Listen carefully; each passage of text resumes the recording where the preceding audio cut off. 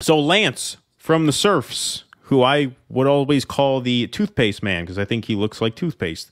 But actually, in close-up, he looks less like toothpaste than he does on the Leftist Mafia show, so I'll have to give him that. But he appeared on Tim Pool's podcast to hash out several hot-button culture war topics, including abortion and trans rights. There were several different interpretations about how this went from several different people on several different sides. So let's chime in and referee this a bit. Let's see what we have to say. This is first on the abortion topic. Here's Tim Pool versus Lance from the Surfs. Can we make the argument then that the use of guns on people are allowed? The use of guns on people are allowed? To end their lives is allowed. So that's murder. You're describing murder. So if Colorado, for instance, passes a law saying there is no medical requirement for an abortion, is it wrong to kill the baby? You're talking about, you're trying to compare murdering someone with a gun to a woman having to make a medical decision that could basically preserve her life. No, I said not a medical reason. That's what I'm saying. Should she have the ability to have an abortion for any reason? Yes. At 9 months. At 9 months. I would say at 9 months, because it only happens, according to the stats, based on complete medical necessity. She has a right to do it. No. Come on, hold on. Colorado legalized abortion up to 9 months with no medical reason required. Now, that appears to be true, by the way. We researched that to try and fact check. We were kind of surprised because I had never heard that. I had never heard that, and you would think that that would be bigger news, actually. But if you go to, I think it's abortionfinder.org, it'll say that in the state of Colorado, you can get an abortion at any stage. At any stage. In your I didn't know that regardless. existed anywhere in the country. Yeah, I didn't know that either. But that is apparently true. So basically, Tim Pool asks him the question. He's asking him a moral question. Should that be legal? And Lance is trying to spin that into a practical question. Well, because it doesn't happen very often, I'm just going to kind of try and blow that off. I don't have to answer it exactly. Yeah. Do you agree with that? I agree with that decision, yes. So the baby could survive on its own, and the mother is legally now allowed to just end its life. She has the right if she wanted to. You're saying so in Colorado, and it's not a trick question. You're I know, but I'm asking you because you're the one who brought this up. I don't know what Colorado specific law says. So if you were saying that in Colorado, women have the ability at 9 months to have an abortion for any reason, they could just decide that elective, yeah. Okay, I think they should have the right to do that, but the stats show that they're not doing that. But they should have a legal right to do that. Yes, it's their body, it's their choice, of course. So this is what I disagree on. I think if the baby needs to be removed from the woman, there's no reason to kill it. You know what I mean? Like you could just C-section and then put it up for adoption. But I'm telling you that doesn't happen. But it does. But hold on. Like you might be able to bring up anecdotes, but the stats don't say that. Hold on. But once again, whether or not it happens is not the point of what Tim Pool is asking him. He's asking you a moral question because he's trying to pin you down on what your moral judgment is. Right. You know, I don't feel it tremendously necessary to say, but in case there are any first-timers here watching, I'm vehemently pro-choice. When it comes to late-term abortion and things like that, look, my personal position on this is like, you know, I'm sure if you watched any sitcom, you'll hear a mother crack a joke to the young kid. They'll say, damn it, I brought you into this world, I can take you out, right? Ha, ha, ha, canned laughter. That's more or less my view on it, if I'm being completely honest, right? However, and now Child Services is coming for your kids, Keaton. Nice work. Nice work. They'll be there tomorrow. Yeah. When it comes to abortion, I would say not once they're out. That was an exaggeration. Oh, once they're out. Okay. A humorous exaggeration on my part. You know, what I would say is Philip K. Dick actually did a short I know story he did a story on this. Yeah, about you could basically have your child killed up until 13. Yeah, he did a story about that. Well, that was like the South Park episode where Eric Cartman's mother tries to have him aborted. She goes into the doctor and she says, I'd like to have an abortion. He says, okay, how far along are you, man? He says, well, he's 10 years old. So look, I mean, I'm not philosophically all that opposed to that. However, as a representative of the left, to what limited capacity I am, to the extent that I speak publicly about this, I would fully admit that my view on that is probably a very fringe view. I would not expect most people to be with me on that, and I certainly would not expect laws to be passed that reflect that judgment. And so, politically speaking, I would say, yeah, I mean, in the 9th month, unless it is a medical necessity to abort the pregnancy, you should try to keep the baby alive as much as possible. Now, that doesn't mean keeping it inside the mother if the mother needs it out. But as Tim Pool said, a baby can survive a birth past 8 months or at 8 months. And so why not try to keep it alive if possible?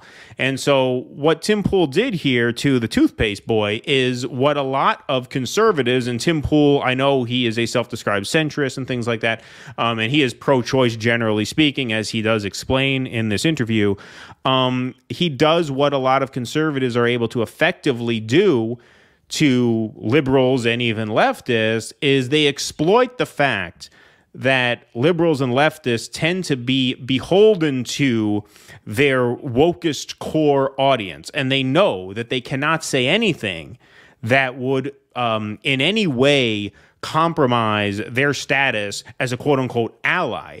And knowing that, they're able to go after them and pin them down in this way, because what is Lance going to do? Lance always has to fall back on, well, it's their body, their choice, because if you stray from that at all, he's going to lose subscribers. Now, here at the Do Dissidents podcast, we're not afraid to lose subscribers over things like that, so we can be more honest and trust. Fungo. Right, exactly.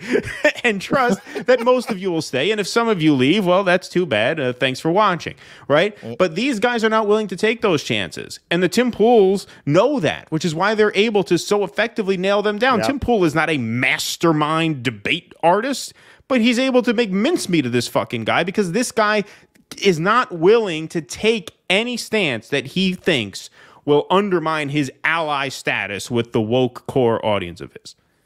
Yeah, and speaking of losing subscribers, so my view on this, I'm pro-life. No, I'm kidding. I feel it is not up to the state to make these decisions for women on the whole. I have always felt the argument that it's not a life is sophistry. I've always felt that what you're really saying is the mother has a right to take that life because it's in her body, but you can't say that because that's not it's hard to put that on a poster, right? Well, that's what I said. It's not a politically viable opinion, really. Like, I don't expect that to be a political viable opinion. It was interesting. In soon to be friend of the show's book, Norm Finkelstein, he actually gets into this. He talks about the Roe v. Wade decision and the fact that the court, on the one hand, took pains in the decision to say that they were not taking a position on when life begins. But then Norm, I hope I can call him Norm, he goes on to very rationally argue, well, but if you decide, as they did, that abortion limitations can start to be imposed once the baby is viable outside of the body, well, you are taking a position on when life begins. Otherwise, why are you choosing that demarcation point rather than another? You may say you're not taking a position, but clearly you're taking a position on when it becomes murder, right? When it's no longer morally justifiable to do it. I have always felt that line was kind of arbitrary. What, it's a life now, but it's not a life now? What about now? What about now? Right. What about now? I've always felt that was an argument they had to make to get the right to abortion, because you could just never get it if you say, yes, it is taking a life, and we have a right to do that because it's in our body, right? Like, that's a very hard moral argument to make. So I don't fault people for taking that argument, but I never bought it. Now, what they're arguing here, late-term abortion, I mean, that honestly, because nobody makes this argument, I haven't even really wrestled with this much. Right. You know, like, because it's so right. I mean, well, it's so rare, and that's of the what left would never say that this should be permitted. Right. Like, I just haven't had people come to me and say this should be allowed. Well, right. That's why I didn't know there was a state it was allowed in. I assumed it wasn't allowed anywhere. Yeah, no, as did I. But that's why he gets backed into a corner so easily here. So let's hear they keep going. Hold on. Like, why allow it to happen? I just don't understand. Are you arguing? Wait, hold on. Are you arguing you oppose it and you think it's morally wrong, but you think it should be legal? I think that women should have the right to decide what they do and have bodily autonomy over their own bodies. We're not talking about her body. We're talking about... It is her body. We're talking about... At 9 months, even if it's still inside her, it's still her body. Even if it's a viable baby, it's still her body. We're talking about the removal of the baby, yes? The forceful removal of the baby, or... Forceful. So she chooses to have that. She should have the right. The woman says the baby must be removed from my body. Why kill the baby if they're removing it? I don't think they should do that. I would if they ask me, Lance, should I do this? I would say no, but she should have a right. Yes, of course. It's her body still. That doesn't stop. So, like, the woman is pregnant, the baby is viable and capable of surviving on its own. Sure. And she says before it breaches oxygen, kill it. Do you think that should be allowed? This is, again, the baby guillotines. This is why I brought that up. But what a weird scenario. This doesn't happen. This is not the real world. But it does. And if the argument is that it doesn't happen enough for you to care, that's fine. You're allowed to believe that. Sure. What I don't know. Yeah, see, I mean, that was actually a smart move that he said there, because he pinned down his argument very, very well. He says, look, if you're saying this doesn't happen enough for you to care about it, then just say that. But that's not what you're saying. You're trying to answer the question without actually answering it. And like I said, this is part of how right-wingers are able to pin the left down, not just on an issue like this, but, on an issue of, like, the book banning, right? So they'll ban some books, and you say, well, I don't think you should ban books. They say, well, do you think that they should allow pictures of cocksucking at a school library? Or, is that what you want? And then, you try to be nuanced from there, because the question is, and this is what I think Lance is trying to communicate, but just doing an absolutely terrible job of it, is it's a question of where and when and how the state should intervene in such a matter. Understand it. It seems like your position is a rather shocked position where you recognize there is something inherently wrong with taking the life of a baby that could survive on its own, but you're also taking the tribal position of women should be allowed to do it anyway. No. If you were to ask me, Tim, hey, Lance, do you think it's a good idea if this woman who's 9 months pregnant, suddenly she got bored with the pregnancy, she doesn't want to have it anymore? The question is not whether you think it's a good idea. The question is whether you think it should be allowed. Right. Baby's viable. Do you think that's a good thing to do? I would be like, no, of course not. Then why should it be allowed? Because it's still her right. It's still her body. But bodily autonomy doesn't stop at my morality. Tim, it's not my choice. Okay, so that was one clip. Right. So he's giving them the party line in a context where it's absolutely absurd. It's not even really good for the pro-choice cause to be arguing this, because this is exactly what conservatives use to argue against abortion altogether.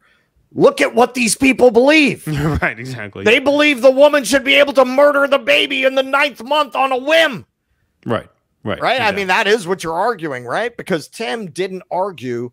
He said, yes, I believe she should be able to not be pregnant anymore at any stage of the pregnancy. But does that give her the right to decide the baby should not be removed alive? Right. And to make the argument, yes, that's just not a morally tenable argument. You can't make that argument to people. I mean, it's that they could play that clip to make abortion illegal. Like, that doesn't help.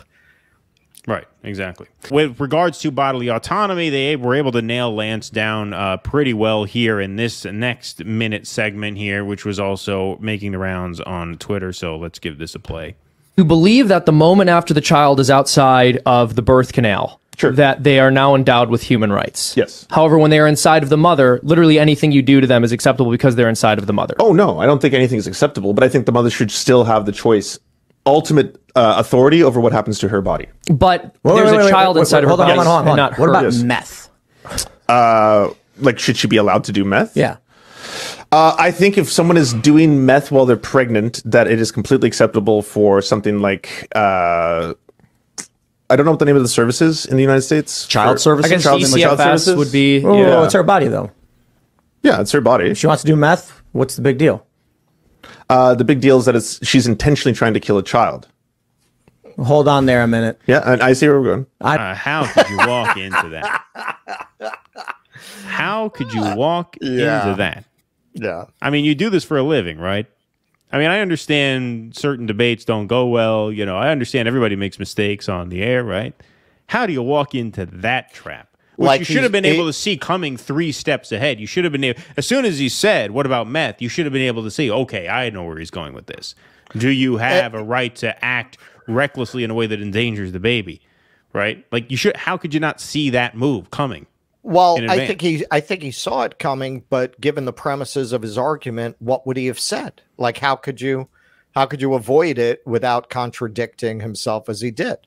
Right? I mean, and to go so far as to say, get child protective services. So you're saying you should get the government to restrain her from injuring the baby that way. But if she said she wanted an abortion, then that would be okay. That's just not logical. It's not consistent. Right. At it's 8 not, months, you're late in the term. Right. Right. You cannot defend that position. So that's why I'm saying I'm sure he did kind of see it coming and he walked right into it because what else was he going to do? He's already falling by that time. It's too late to recover now. He already made the argument. Right. It is tough to change. I don't understand what you're saying. It's her body. It's her body. If she wants to do meth, what's the problem? Well, first off, doing meth is illegal, period. Doesn't matter. All right. Well, there you go. And then he makes the point, well, what about drinking, right? I mean, he was checkmated there. All right. We're going to do one more segment of this. This was on a different issue. This was on the trans issue, obviously. Russell, do you want to set up what they're talking about here? They're talking about Jazz Jennings a bit. Do you want to give some background to some of our audience who might not know this context? Okay, so Jazz Jennings was given puberty blockers at a very young age. I think. And how old is she now, more or less? About 22, I think, or 20, maybe 20. Okay. And I think she was 11 when they put her on puberty blockers. Now, if you look at the parents, you know, she has a reality show and has basically grown up in front of the camera. They claim that she knew she was trans when she was 4 years old. Now, if you watch some of the reality show with the parents, there is no doubt in my mind that her mother is like the stage mother from hell who found a situation to exploit here. Now, does that mean Jazz Jennings isn't trans? I don't know. I don't know Jazz Jennings. I know if I had a trans child, I wouldn't parade them around like a circus animal in front of the cameras like that. The fact that that is what she chose to do with her child, I think says a lot about her and the father. There's a clip that's been making the rounds quite a lot lately because now Jazz is at Harvard and she's not dilating. And the mother, you know, was sitting there with other mothers saying, I wake her up in the middle of the night with a wand and I say, if you don't dilate, I'll wring your neck, which doesn't really sound like she's making her own choices, especially given that she's over 18. Now, when you put somebody on puberty blockers at that age, when you put a male on puberty blockers at that age, medically, chances are they're never going to experience an orgasm because the gonads are never going to develop properly. So Tim is saying he's kind of turning in this segment. He talks about Jazz Jennings not being able to experience sexual pleasure and how horrible that is. And he's kind of flipping the transgenocide thing on its head by arguing, I think you're committing a genocide because you're sterilizing these people. When you put them on puberty blockers and you put them on hormone replacement therapy, chances are they're going to wind up sterile. So how is that okay to sterilize all of these trans people? All right, let's take a listen. Well, removing these people's ability to reproduce. And if they're at a young age and they haven't had the ability, like for instance, Jazz Jennings can never have kids. Jazz Jennings also, and this probably part of your studies, can't actually feel any sexual feeling of any kind. Do you have any idea how weird this sounds right now? Like, why are you obsessing with a stranger's genital pleasure? That's so weird. That's so bizarre. That was very weird yourself. You guys are all weird. No. So I'm talking about adults who engage in activities, which is a large portion of the global economy, whether you like it or not. Sure. Sex sells, they say. And when I mean, it's not just that it sells. I see what he was going for there. But actually, the NIH has written several reports, and there are several global medical establishments who have declared sexual pleasure a human right, a human need, and a human right. So the fact that a decision was made that deprived her of this, certainly before she was of age, yeah, I mean, that is worth bringing up. I don't think there's anything strange about bringing that up or weird about bringing it up. Nobody's obsessing. Like, look, sexual feelings are a need just like any other human need, right? Like, humans have all kinds of needs. Why is it taboo to bring up this human need? How woke is that, Lance? That's a very unwoke. You would say, whoa, why are you going there? Why are you obsessing over that? What if she couldn't fulfill some other human need? Taste, right? What if she had hormones given to her that desensitize all of her taste buds and she could never taste food? And wasn't that a bad thing to do to a person who was under 18? Would you say, well, that's weird. Why would you obsess over whether someone could taste food or not? No, there's nothing weird about bringing that up. Sexual pleasure, same exact thing. It's just another human need, just like tasting food is, right? So yeah, there's nothing bizarre about bringing that up. This is another situation where I think Lance, because the first abortion segment didn't go too well, I think he sensed that he was being led into another trap, and so he tried to, at this time, sort of deflect early enough on to the point where he could just avoid having the conversation, which, you know, look, I don't think Tim is necessarily the best of his breed when it comes to debate, but he's certainly a pro, and he's certainly enough of a pro that he wasn't going to let him wiggle out of it, and he didn't. Well, and this is a typical lib tactic. It's happened to me sometimes when you debate them on this. They like to use that in various contexts to try throw the ick on you and your argument, right? So a lot of times, if you're debating them on trans issues, they'll try to go, why are you so concerned about other people's genitals, right? They'll try to make it perverse, like it's a morbid interest. Particularly with Jazz Jennings, Jesus Christ, because of her sick fucking psycho parents, she's grown up in front of a camera talking about this. Right. On her reality show, they show her having her post-op vagina examined on TV. Right. So that's not appropriate to talk about? I mean, you're talking about the most visible, prominent, Truman showed trans person in history. Of course it's an appropriate subject. But yes, this is something they'll try to do to avoid having to really debate these things on their own terms. Well, why are you so interested in somebody else's genitals? Like, but he doesn't have it, and he handles it well. Say this person will never have this ability. You go, how weird is that? It's weird for you to fixate on a stranger's genital pleasure. That's strange. That's so bizarre. Well, would it be weird to fixate on a person's lack of taste? If a person couldn't taste food and we say, hey, that was weird that you took away their ability to taste food when they were so young, would you think it was weird or awkward that we brought that up? No. Well, sexual pleasure is the same exact thing. It's just another need. Like, Lance is the one who's being like puritanical about this. And it's obviously very disingenuous because in another context, he'd be totally comfortable talking about these issues.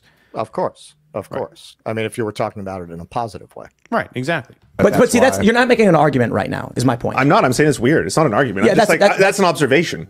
So you're trying to make an appeal to emotion. To try and dissuade you from engaging me in the argument because I'm not going to win it. Right. He's trying to rule the whole conversation out of bounds. I'm warning you, I'm going to try to make you look like a perv if you push me on this, so just quit now. Right. That's well, I mean, on the on Emma Vigeland's segment, they pushed this all the way to try to make it look like he had the better of him, which, you know, nobody watching this could think that. Yeah, you know what? All these people who talk about this, they're all, you know, perverts with a prurient interest. Listen, man, you know, I don't think there are 6 people who can hear the story of Jazz Jennings and get a prurient interest rather than a lot of sympathy for what she has gone through in these surgeries. I don't think it's a prurient interest on anyone's part, certainly not Tim's part, but that's what they like to do to avoid, because how do you defend that? How do you really defend that? How do you really defend taking away this person's capacity for sexual pleasure and reproduction at 12? You can't. And you don't even really know what that is at 12. You don't really know what you're missing out on. And that's the point that he makes. Like, you don't even understand what you're giving up at that point. So how do you decide that? Right. Exactly. All righty. and an appeal to No, shame. I'm just giving you my genuine thought when you say something like that. Like, well, that it was a really fucking pathetic attempt at trying to make an argument. Why should we talk about that? Why should we discuss whether or not she has genital feeling? That's not important. It's not. It's none of my business. So let's focus then on the sterilizing of the individual. Are you okay with that?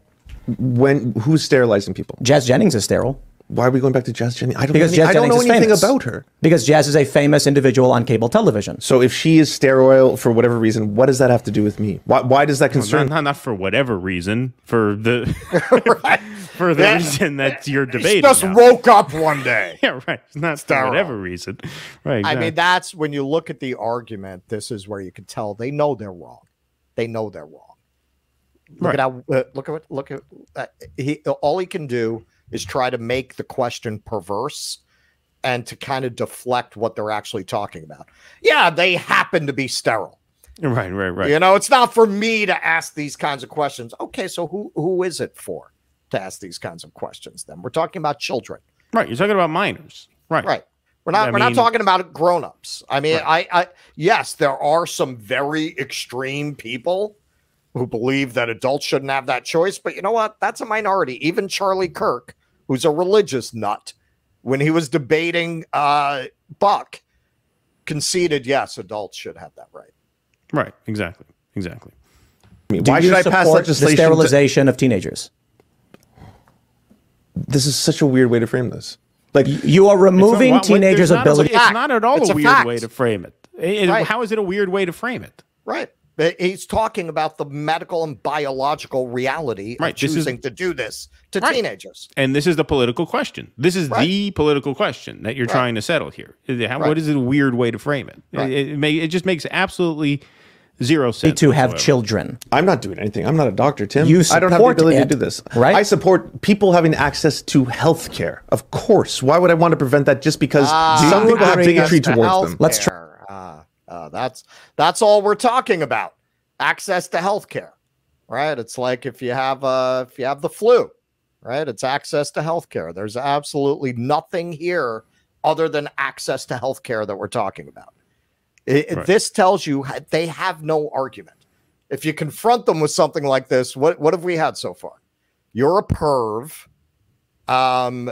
Somehow this person got sterilized and it's none of my business. And then falling back on, some kind of vague Medicare for all claim. Right. Try again. You seem scared of this. Do you believe that parents and doctors should have the ability to remove the ability of a child for future reproduction? They should have the ability to give them access to health care. Of course they should. So why do you keep saying you're implying that every single gender-affirming care results in sterilization? That is not true at all. I said the removal There's of also people who are trans that never get bottom surgery. You seem very scared of this. It's scaring you. How am I afraid to? Because you keep deflecting when I ask you.